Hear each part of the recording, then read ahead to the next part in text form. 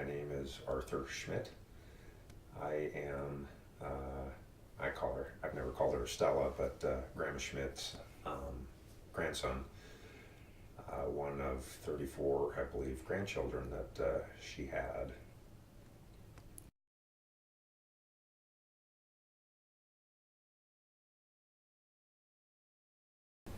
Physically, she was a short lady, especially as I got through high school and stuff.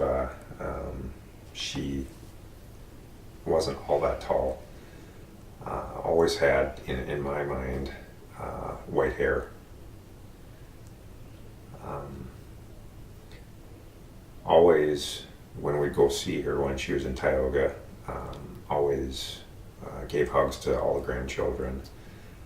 Um, Overall, I'd describe her, from my vantage point, incredibly hardworking lady. Even when she, in the years that I knew her, and of course through all the stories that she told, through everything that she did raising all of her children, as a, widowed a mother of 12, obviously incredibly hard to do that, and you had to be a pretty strong person to be able to do that. Obviously, she had a lot of help from all the kids, but talked always of the stories of her canning all the food and raising all the vegetables, and all. To me, it typified a self-sufficient farm that you read about in the early to middle part of the century, last century. So, very strong religious beliefs, and that involved prayer at every meal. I guess I don't specifically remember all the time going to church. I do remember coming to church with us when she stayed with us, on the farm that we lived on. But whether it was saying grace before dinner, as well as I always remember the song that we would sing, whether it was at Thanksgiving, whether it was at Easter get-togethers or Christmas get-togethers that we'd have. Obviously her life revolved around all of her family, and she did a very good job of staying connected with everybody, writing letters. That's the other, thing I think about her a lot, is how much she wrote to everybody and thought about everybody.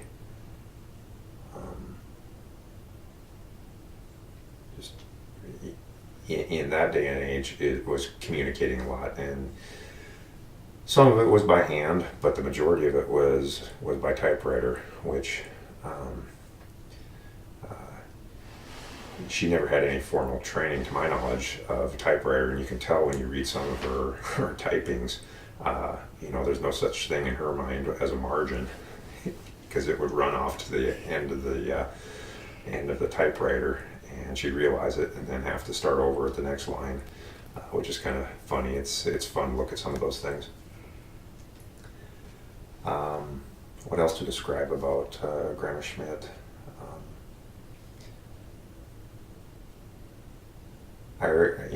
She had a ton of photo albums at her house, and as a kid growing up, one of the things I remember is she didn't have a lot of stuff to play with in her house, and it was actually, frankly, kind of boring.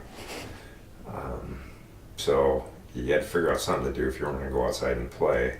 Of course, if it's wintertime, she's got literally bookshelves filled with photographs, and so that's typically what we would do, is sit and thumb through all the photographs and look at them, and there's so many of them that she had over the years, whether it was way early in her life, or throughout raising the kids. And it seemed like you never got bored looking at the photos, because there were so many of them, and you could thumb through them and you eventually identified with them. you could pick out who was who in there. And the other thing I remember a lot about is she played piano all the time. She would just sit down and play it, and I believe, if I remember correctly, she didn't. I don't think she could read music. I might be wrong on that, but I know most of the time she played stuff by ear. I'm not music literate to say whether or not how good she was in tune, but she'd play a lot and would sing along with it. And I think it was always hymns that she would sing. I don't remember, at least my memory is that that's all she would sing was hymns. So those are, to me that encapsulates a lot of her and her from my perspective, the description of my grandma Estella.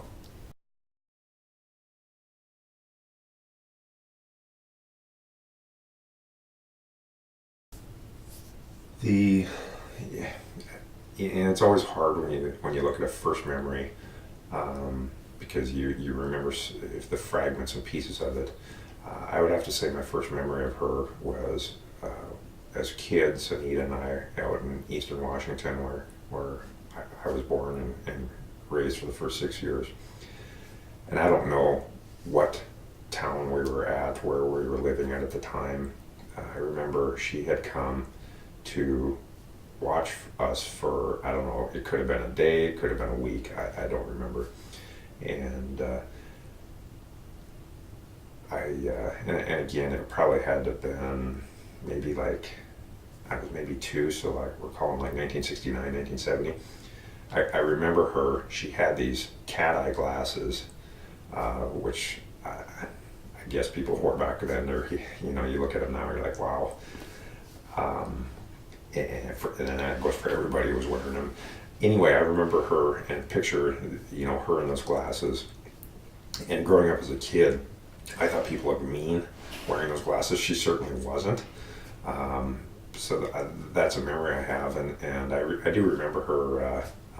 She was pretty adamant, and this is not a bad trait to have. She was really adamant about people being clean, bathing, all that stuff. And I remember her scrubbing like you wouldn't believe on my elbows and whatever. And I'm sure I was dirty anyway, but just, it was scrubbing to the point where I'm like, crying out loud here, this is kind of getting sore or painful. So I remember her doing that. And it's funny because later on in life, growing up as a kid and seeing her all the time and hearing her kids, recite it, especially Dad would always say, and she would say it, was, I don't care how poor you are, you can always afford soap and some water to wash up.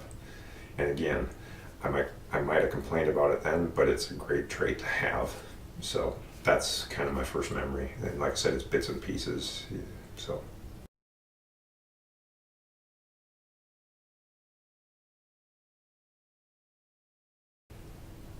I had to think about this when I was visiting with Mom and Dad last weekend. And my mom reminded me of this story. And it is a great story. I think it's funnier than heck. I believe Mom and Dad, and I don't remember the years, it was maybe, Becky wasn't born yet, so 75, somewhere in 74, 75, somewhere in that time frame.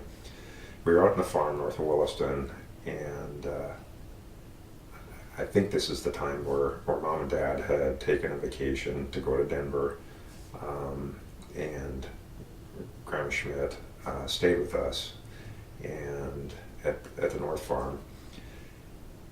And I remember, of course, it was terribly cold and blizzarding. But the piece that I remember, and Anita remembers this as well, and probably has more detail than I do, was everybody knows, well, I guess I didn't know before this, but I found out afterwards, but I didn't realize Grandma had false teeth. And she was pretty private about it, which most people would want to be.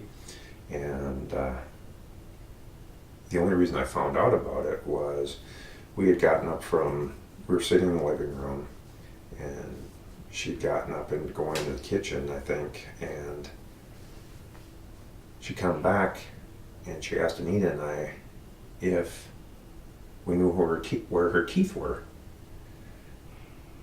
And maybe Anita knew, I didn't. And I'm like, well, they're in your mouth. And I'm sitting there, hello, what are you talking about? And she wouldn't show that she, in her mouth, that she didn't have her teeth in.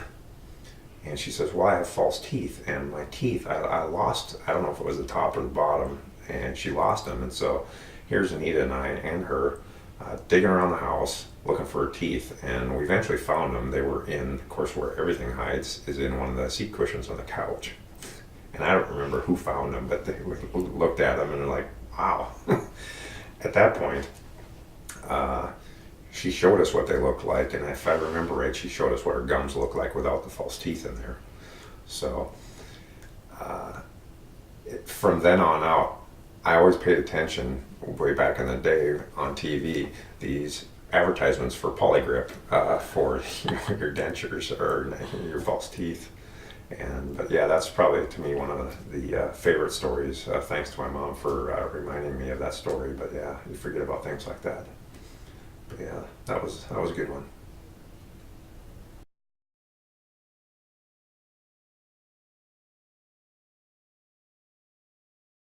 She worried a lot. I think it was just her nature. She worried a lot about her family. Um, no one ever really knows, I guess, how much somebody worries about them. She prayed for people all the time, wrote them letters. She would tell other family members. She was kind of a communicator in the family. That to make she'd want to keep everybody informed, but at the same time, if one particular person, or nobody specifically, I guess, but if somebody had a challenge in life or what have you, it seemed when she would tell you that she bared a lot of that weight of that on her shoulders and her heart. And I guess the thing that, if I could tell her now is, hey, everybody turned out okay. I think we all turned out pretty darn good. It's just life that everybody goes through, challenges that everybody has, struggles that everybody faces. But at the end of the day, they got through them. They get through them, and that's part, And I recognize that now as I get older and see challenges in other people, myself, my family. You get through them. And I guess what I'm trying to say is, I'd like to be able to tell her is, hey, you raised a great family. Everybody turned out fine, and you did, as much as you want to tell her you didn't need to. What I think, she bared a lot of weight and concern on her. I didn't. It worked out good, and I think she would be proud of that. Considering growing up in the age and the struggles that she went through. And I think I don't want to typify her as, she grew up struggling all the time. She had a good life. She had a great family. She had a lot of love and support from a lot of people. And she had a lot to be proud of, and she was. She was always proud of her family. So the other thing I was thinking about before this interview was, what could you tell her now, or what would it be like for her now? I think it'd be kind of interesting if Facebook had been invented, 20, 30 years ago when she was still around. And because, like I say, you've seen a lot of her writings and how she communicated with people, and I often wonder if she would have, had ever used a computer, or to my knowledge she hadn't, but would she be, would she communicate that way through with people to stay connected that way? And then I think, nah, too much fluff and flutter in that type of a setting, where there's a bunch of extraneous noise, and she wanted to keep it to the point and on her letters. And so, but she could, like she did in many of the letters you've probably have seen that she's written, if she did do a Facebook post to somebody, it would always started with "Dear ones," as did all of her letters. So